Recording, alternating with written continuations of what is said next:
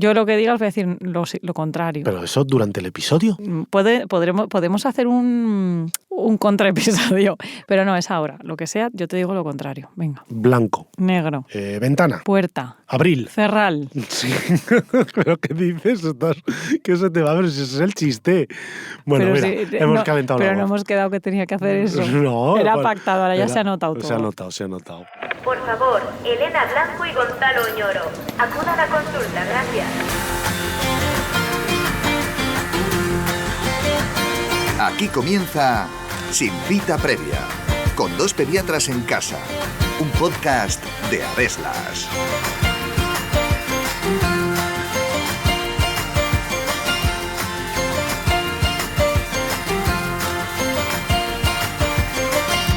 Hasta hace no muchos años se creía que el trastorno del espectro autista era una condición rara que afectaba a 1 de cada 2.000 niños. Sin embargo, a día de hoy sabemos que es mucho más frecuente, pudiendo llegar a afectar a cerca del 2% de la población infantil. Este trastorno está caracterizado por el déficit persistente en la comunicación y la interacción social junto a patrones restringidos y repetitivos de conductas, intereses y actividades. Pero, ¿qué es lo que causa el autismo? ¿Es más frecuente en unos niños que otros? ¿Cuáles son sus síntomas y cómo se diagnostica el trastorno del espectro autista? ¿Y cuál es el tratamiento de este trastorno? Está a punto de comenzar un nuevo episodio de Sin Cita Previa en el que analizamos el trastorno del espectro autista. Así que ajustaos bien los auriculares porque empezamos.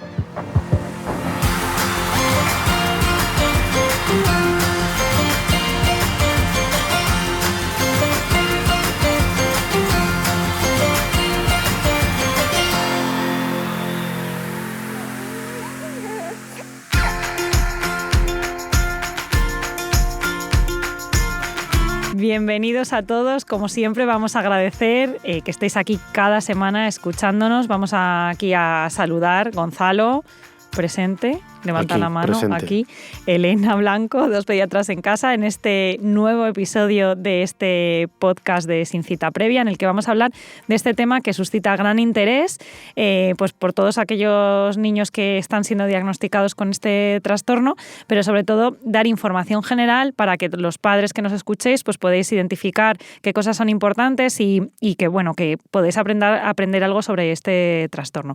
Recordaros que si os gusta lo que os escucháis, que supongo que sí, porque por eso nos escucháis cada semana, pues que nos dejéis una buena valoración, que nos recomendéis en el boca a boca, que enviéis este podcast pues para que podamos seguir creciendo cada semana. Y bueno, con esto vamos a dar por iniciado este episodio sobre el trastorno del espectro autista. Bueno, ya lo has dicho, ¿no? Que es un tema que preocupa a muchas familias porque ahora veremos si realmente se está diagnosticando más que hace tiempo, pero sí que es verdad que es un diagnóstico que ahora vemos con relativa frecuencia y lejos queda la imagen del autista, y lo digo entre comillas, que estoy haciendo un poco aquí las comillas con las dados, de lo que creíamos, la imagen del autista que teníamos antiguamente, de esa persona como encerradísima en sí mismo, que él no se podía comunicar, ¿no? Porque realmente sabemos que es un trastorno, pero que es un espectro de síntomas y que hay personas mucho más normalizadas a lo que entendemos como el día a día.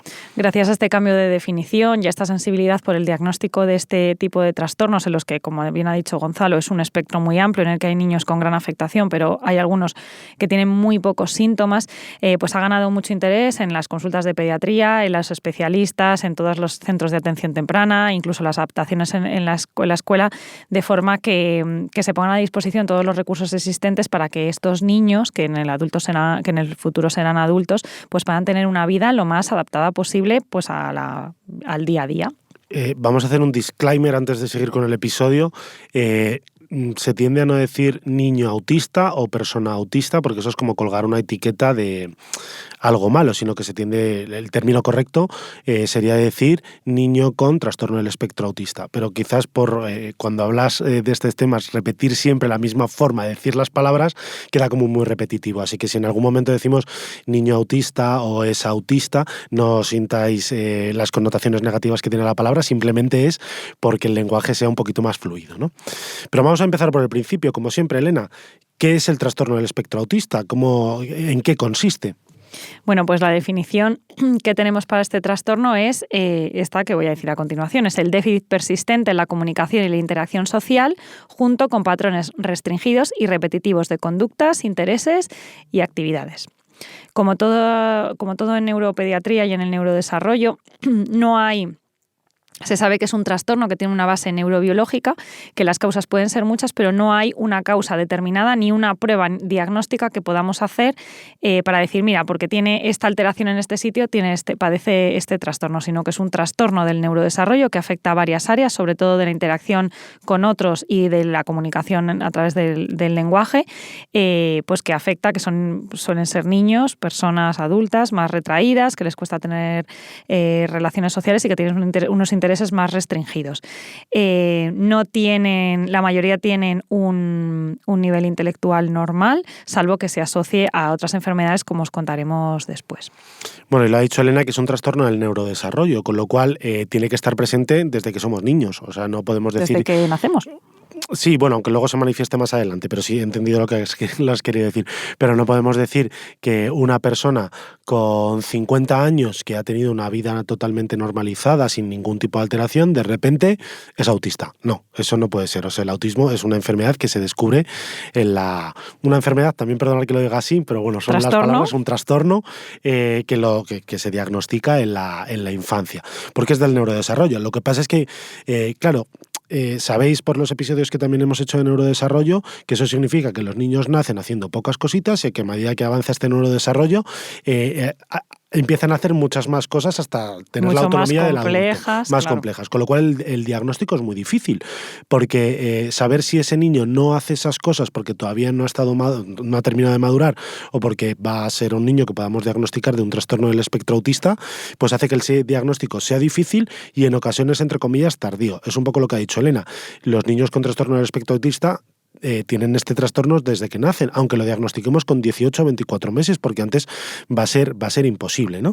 Y sobre todo que hay un rango muy amplio en los hitos del desarrollo de los niños. O sea, un niño que no habla, pues puede ser porque todavía no ha desarrollado. Hay un rango muy amplio en el que podemos considerar normal o no, con lo cual eso complica todavía muchísimo más el diagnóstico. Lo que sí que está claro es que poco a poco hay muchísima más sensibilidad con el diagnóstico de este trastorno, y eso ha hecho que a día de hoy este trastorno tenga una prevalencia muchísimo más alta que la que se daba unos años atrás. Hace 1 o 2 décadas la incidencia de este trastorno se estimaba en 1 de cada 10.000 niños, y a día de hoy sabemos que hasta el 2% de la población, lo que es 2 de cada 100, o sea, fijaros que es muchísimo más frecuente de lo que pensábamos. ¿Por qué? Porque tenemos más sensibilidad, hay mejores herramientas, hay mucho más conocimiento de cómo es este trastorno, de manera que muchos niños que antes no se diagnosticaban, o sea, no es que ahora haya una epidemia de trastorno de espectro autista, es que había gente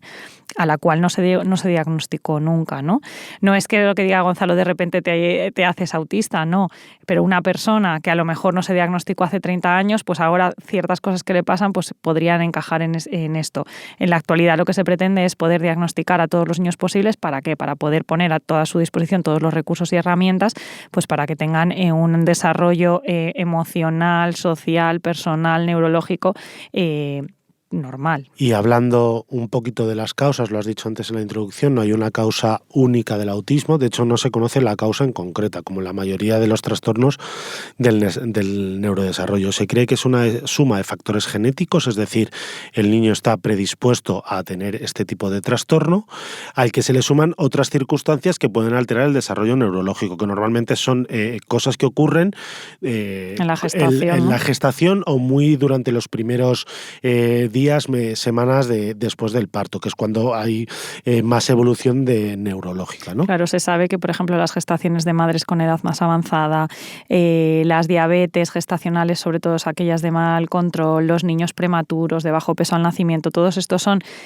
factores que podrían desencadenar un trastorno en un niño predispuesto. Y esto de la predisposición se sabe que tiene una base genética, aunque la mayoría de los niños a los que se hacen estudios genéticos no muestran ninguna alteración, pero se sabe que es que donde en una familia que hay un niño con un trastorno de espectro autista, el hermano tiene más probabilidades de serlo por el hecho de nacer en esa familia, ¿no? O sea que se sabe que se sospecha que tiene una base genética a la que se suman otras cosas. Y de hecho hay síndromes genéticos descritos que se asocian a una muy alta tasa de autismo, ¿no? Como puede ser el X frágil, el síndrome de Angelman, el síndrome de Rett, la neurofibromatosis tipo 1, el síndrome de Down o el síndrome de Noonan. O sea, alteraciones genéticas conocidas desde hace muchísimo tiempo que tienen muchísima más alta tasa de trastorno del espectro autista. Y esto que dices, Elena, también es muy interesante porque también sabemos que los varones tienen más alta tasa del trastorno del espectro autista, hasta 4 varones por cada una niña. Esto también nos tiene que poner... El hecho de ser varón es como un factor de riesgo, ¿no? Pero seguramente, claro. En alguien predispuesto, con otros factores que suman. La diferencia entre un hombre y una mujer, sobre todo, al final es la genética, ¿no? Y entonces, en esa genética seguramente está un poco, por decirlo de alguna manera, así la causa. De todas maneras, en el 85% de los niños con trastornos del espectro autista al que se les estudia la genética, que suele ser todos para intentar poner un nombre a un síndrome o hacer un consejo genético en el futuro, en el 85% no acabamos encontrando absolutamente nada. Y eso también es muy desesperante para los padres, porque dices, no, claro, es que creen que puede tener un trastorno del espectro autista, pero todas las pruebas que le hacen son normales. Pues bueno, el diagnóstico genético es importante, pero no es lo que te da el diagnóstico de trastorno del espectro autista. Es luego, como veremos, una clínica, no una prueba. Se intenta buscar una enfermedad a la que se asocie un trastorno del espectro autista, pero no se ha encontrado en la actualidad una alteración de un gen que digan, este gen es trastorno del espectro autista. No, se busca excluir otras causas que lo puedan producir. Así que normalmente los niños que se diagnostican de trastorno del espectro autista y durante todo el seguimiento que se hace por los servicios de neuropediatría, en algún momento se solicitará un estudio genético en la mayoría de los casos, pero casi siempre, cuando no se asocia a otras cosas, van a ser estudios normales. O a lo mejor pasan 10-15 años y te vuelven a pedir el estudio genético y se encuentra una alteración. Eso no es que haya aparecido de nuevo, es que la tecnología ha evolucionado y donde no podíamos poner nombre a una causa del trastorno del espectro autista, ahora la ciencia ha evolucionado para encontrarla. Cuéntame cosas de los síntomas, porque hemos dicho, la definición está muy bien, esas alteraciones en la comunicación de forma persistente, con patrones restringidos, repetitivos de conducta, pero ¿esto cómo se traduce en el día a día del niño? Bueno, como hemos dicho y volvemos a repetir, esto es un trastorno que tiene una base neurobiológica y con la que se nace. Lo que pasa es que como son, por definición, ya hemos visto cuál es la definición, son cosas que aparecen más avanzadas en el neurodesarrollo. Un niño con 2 meses tiene muy poca interacción social, pues algo de sonrisa social con sus padres, bueno, pues la poca interacción que puedan hacer, pero obviamente cuanto más evolucionado es el neurodesarrollo más avanzado, pues la comunicación es mucho más en dos direcciones, ¿no? No solo que hablen o no hablen, sino cómo se comunican, te miran, son cariñosos, cómo se relacionan con sus iguales. Entonces, las conductas, este tipo de patrones empiezan a ser evidentes pues a partir como de los 12, 15 meses, de forma muy precoz. Claramente, a partir de los 18, 24 meses, suelen tener conductas muy alteradas y si el diagnóstico es más allá de los 2 años, a los 3 años, ¿no? Que sería un diagnóstico tardío, pero a los 3 años suele ser muy evidente, ¿no?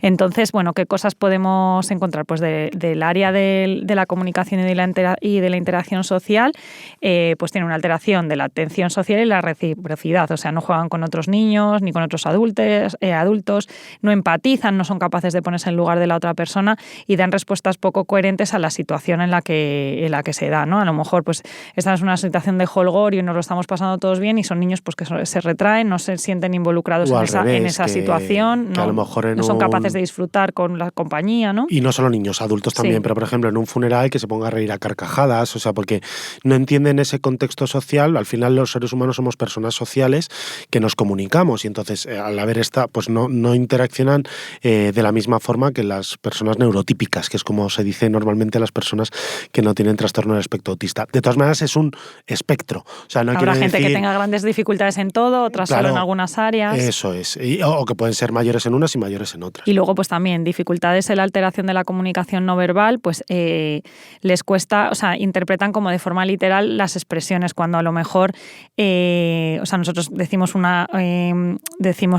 algo, ¿no? Y sabemos que por el contexto pues no es una interpretación literal. Claro, y la ironía. Claro, y este tipo de entonces cosas. no son capaces, ¿no?, de encontrar, de ponerse en el lugar, ¿no?, lo de la teoría de la mente, de ver que las cosas no son siempre lo que parecen o cómo lo podemos mirar desde otro punto de vista, o no encuentran palabras para expresarse. Y luego muy típico que tienen amistades muy restringidas, pues son bastante solitarios, ¿no? En el sentido, 1 o 2 amigos, pues no son capaces de disfrutar estando en grupo, no, desde luego nunca van a ser el centro de un grupo de amigos, bueno, pues todas esas cosas. Y muchas veces pueden, esto está producido porque como no tienen esa capacidad social de interactuar, pues claro, les cuesta entablar relaciones, porque visto desde el otro punto de vista, el neurotípico va a decir, esta persona es muy rara, no puedo disfrutar con ella de una conversación, por decirlo. Le cuento algo y no se pone en mi lugar, le cuento un problema y no muestra empatía. Eso es. Pues claro, eso hace que las personas que están alrededor y que no entienden cómo es este proceso digan, jolín, es que no me aporta, ¿no? Por ejemplo, entonces es muy importante que esta persona sepa lo que le pasa, se sienta comprendida, su entorno lo conozca y tengan herramientas, que es a lo que queremos llegar siempre, ¿no? Que tengan recursos a disposición para poder un poco también ser más flexibles, ¿no? Y bueno, que puedan tener amigos y disfrutar de las relaciones sociales como hacemos los demás, ¿no? Más allá de la interacción y la comunicación social, sí que es verdad que además tienen conductas, intereses y actividades muy repetitivas y restringidas, ¿no? Por ejemplo, es muy conocido por todos los padres, y además vienen a la consulta cuando los observan normalmente, conductas estereotipadas, ¿no? Que son ciertos tipos de movimiento, normalmente son de las manos, como que mueven los dedos a la altura de la cara o que aletean las manitas. Eso de forma aislada no significa normalmente nada, pero si juntas que es un niño que no fija la mirada desde pequeño, que no habla y tal, y hace estereotipias, son signos de alarma, como luego veremos, para poder llegar a un diagnóstico del trastorno del espectro autista.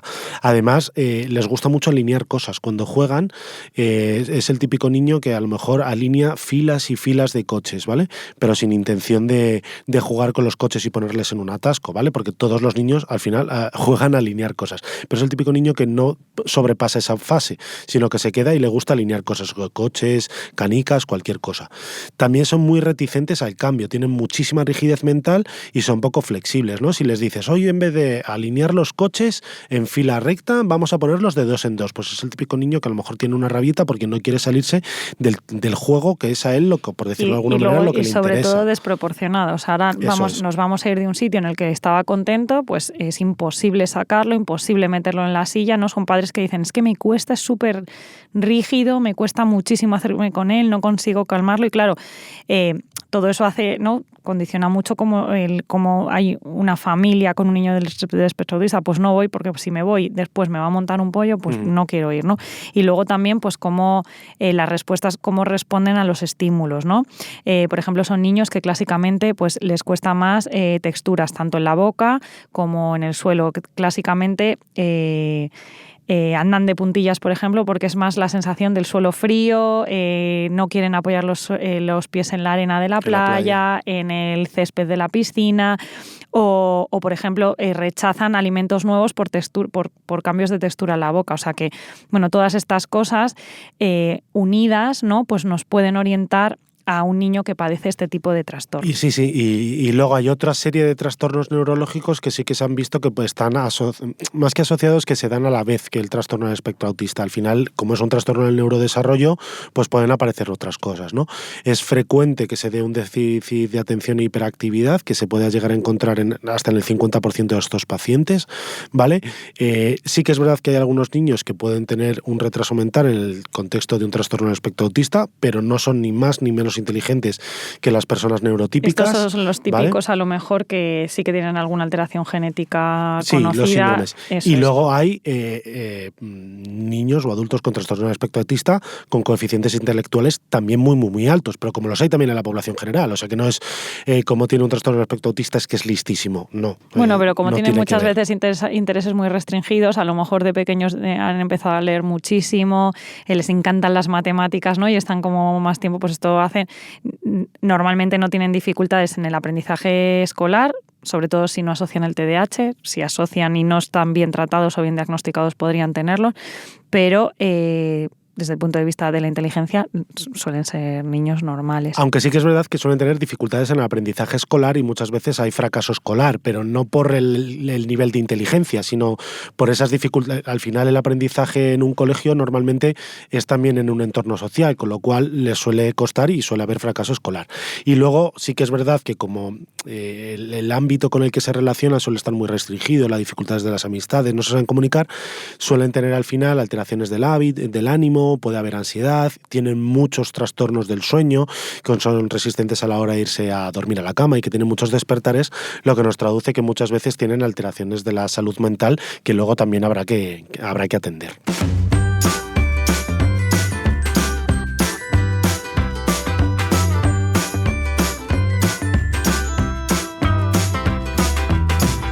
Pediconsejo. Si te preocupa el desarrollo neurológico de tu hijo, no dudes en comentárselo a tu pediatra cuando vayas a la revisión.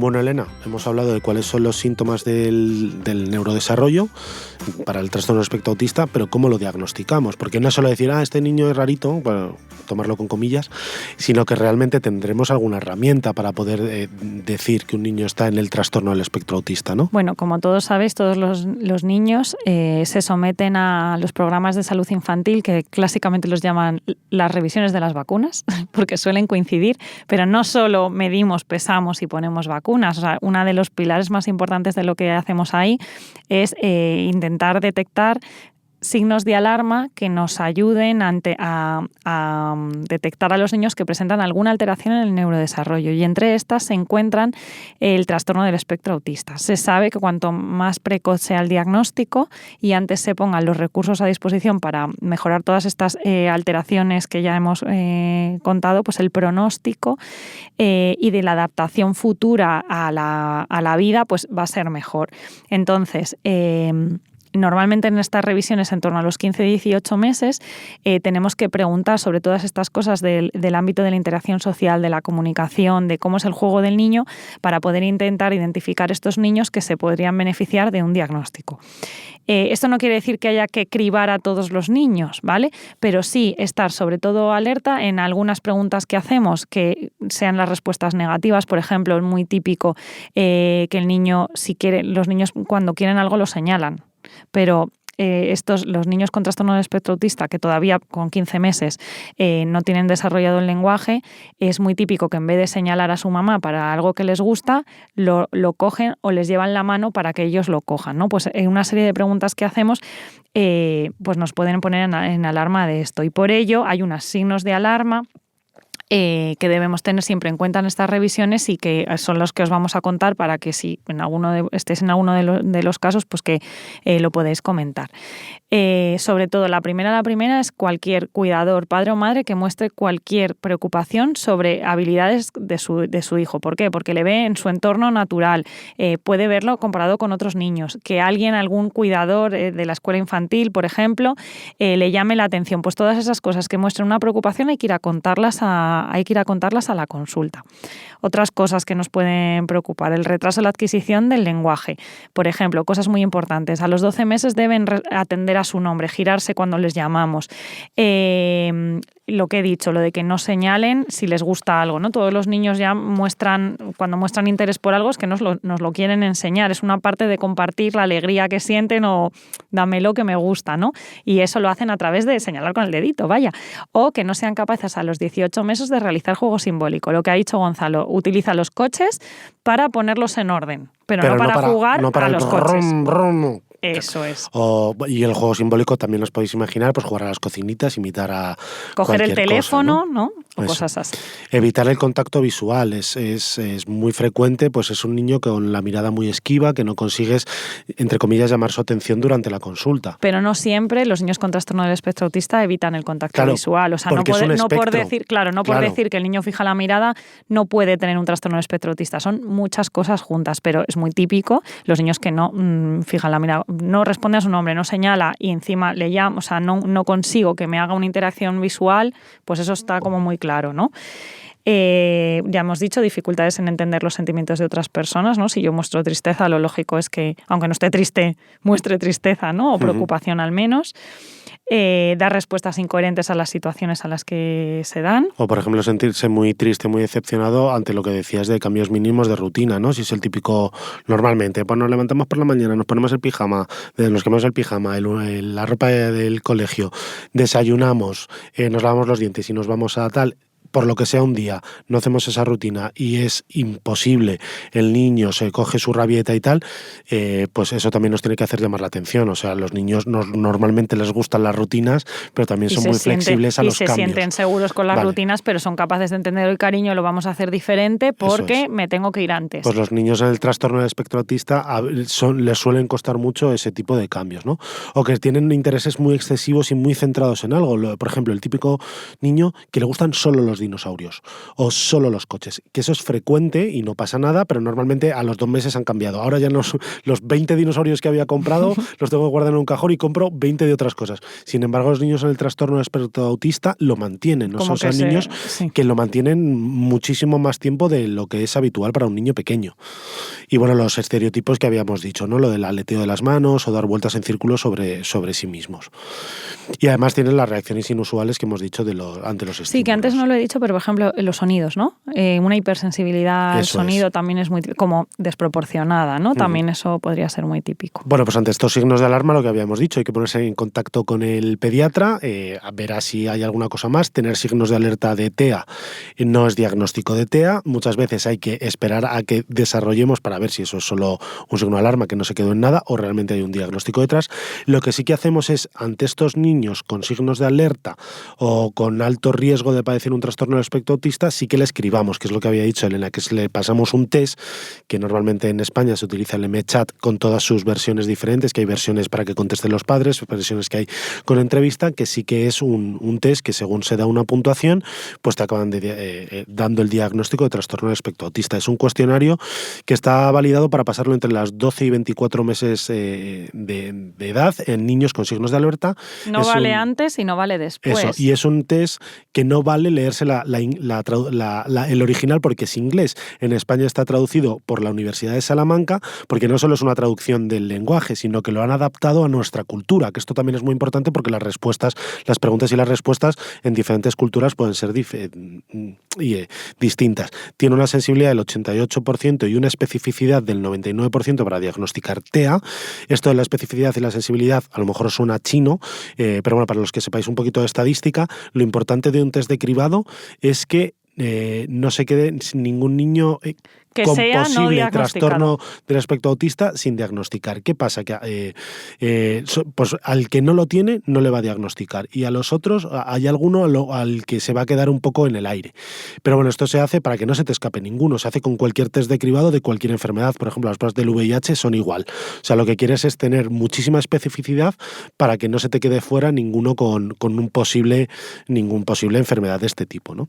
Entonces diremos que un niño tiene un trastorno de espectro autista cuando más allá para eso están estos test de cribado, porque tú puedes detectar esas alteraciones en una exploración, pero que realmente influyen en su vida diaria, ¿vale? Por eso se llama un trastorno, porque tú puedes tener una serie de peculiaridades, es decir, puedes ser menos empático, puedes esquivar la mirada, a lo mejor no te gusta hablar en público, pero si eso no interfiere con el día a día, pues no tienes un trastorno del espectro autista. O sea, que eso es realmente lo que lo diagnostica, como cualquier trastorno, que influya en tu día a día. Claro, y esto es muy importante que lo identifiquemos a tiempo. ¿Por qué?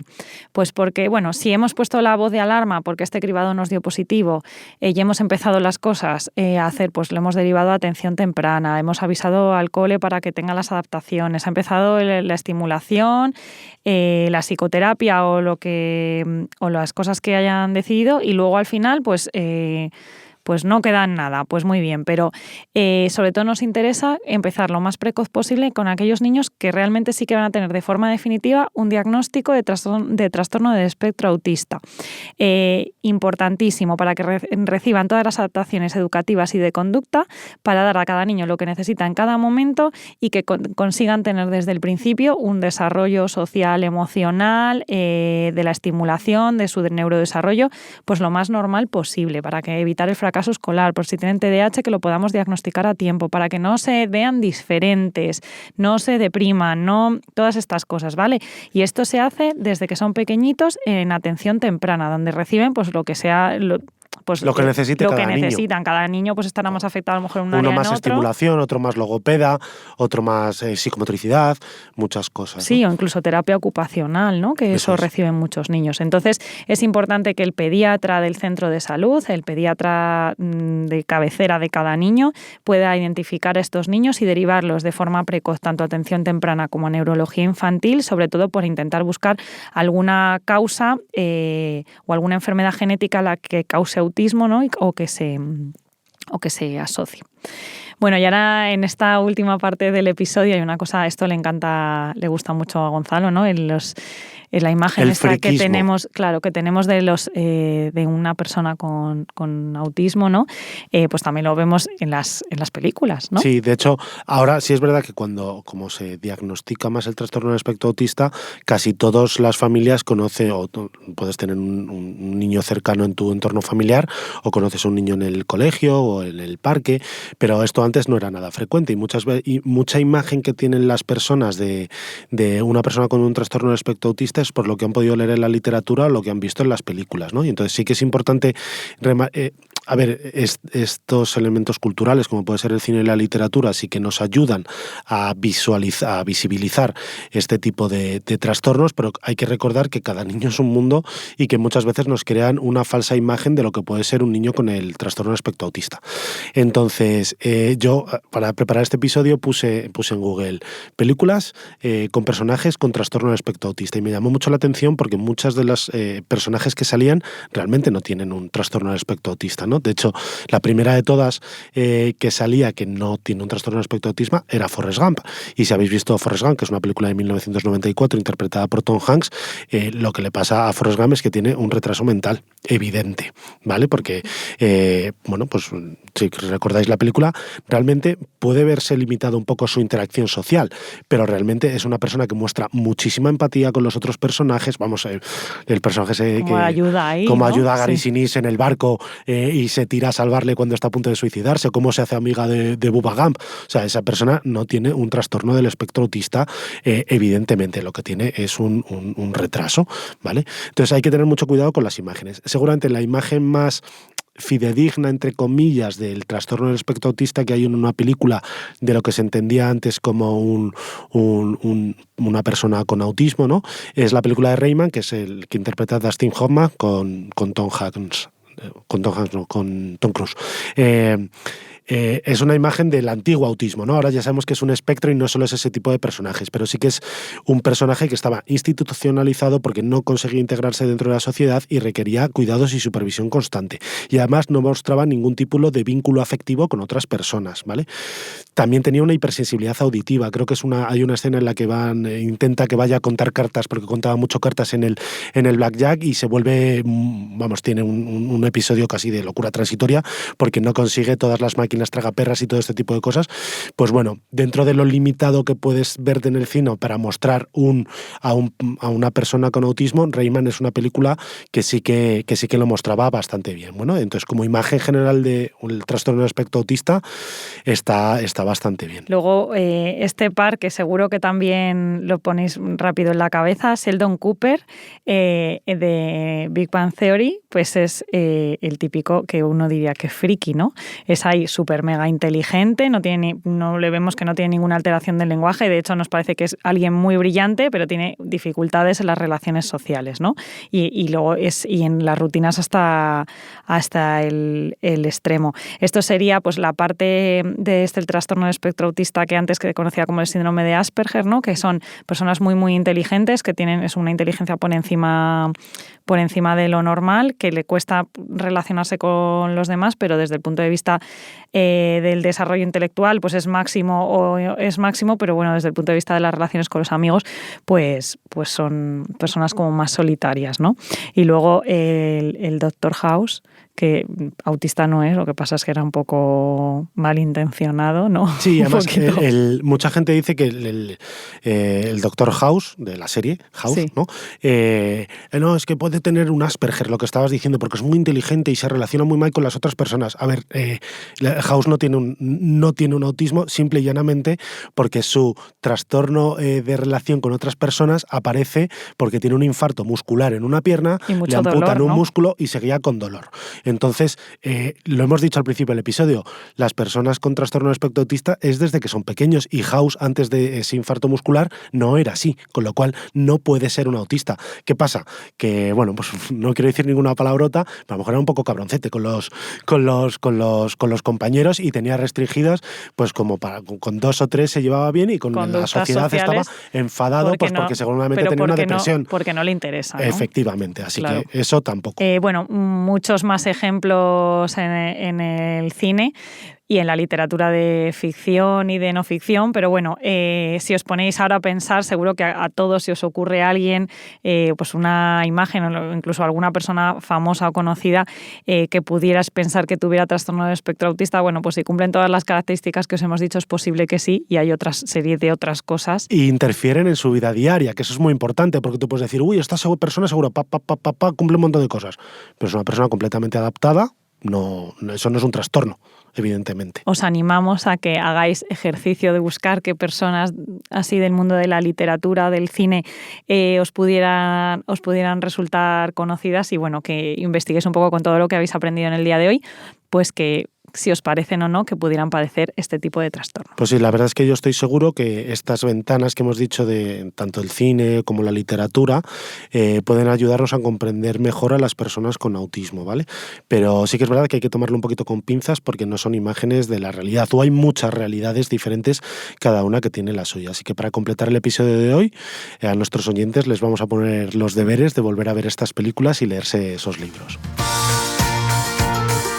El trastorno del espectro autista se caracteriza por un déficit en la comunicación y la interacción social, junto con patrones restringidos y repetitivos de conductas, intereses y actividades. No existe una causa única de autismo, sino que son la suma de varios factores, entre ellos la genética, lo que provoca este trastorno del neurodesarrollo. En el trastorno del espectro autista no hay nada que curar, ya que no es una enfermedad en sí misma. Sin embargo, se puede trabajar para mejorar sus habilidades sociales, comunicativas y de conducta. Es muy importante que las familias conozcan los signos de alarma de TEA, para que en el caso de que aparezcan acudan a su pediatra para comentárselo. Los cuestionarios de screening de TEA son muy útiles para detectar a niños con trastorno del espectro autista. En general se utilizan entre los 18 y 24 meses de edad a los niños a los que se considera indicado. Ante la sospecha de trastorno del espectro autista es casi más importante la derivación precoz a atención temprana que al neurólogo infantil.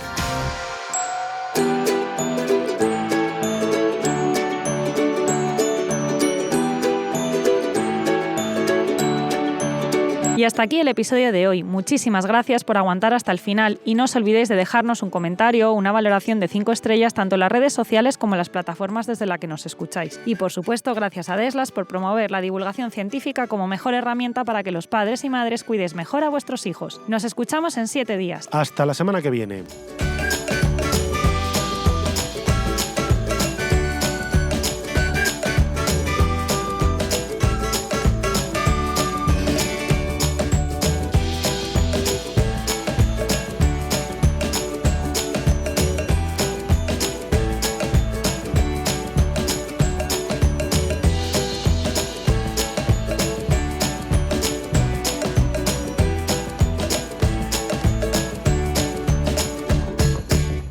Las mujeres con pasado y los hombres con futuro son las personas más interesantes. Chabela Vargas, Dixit.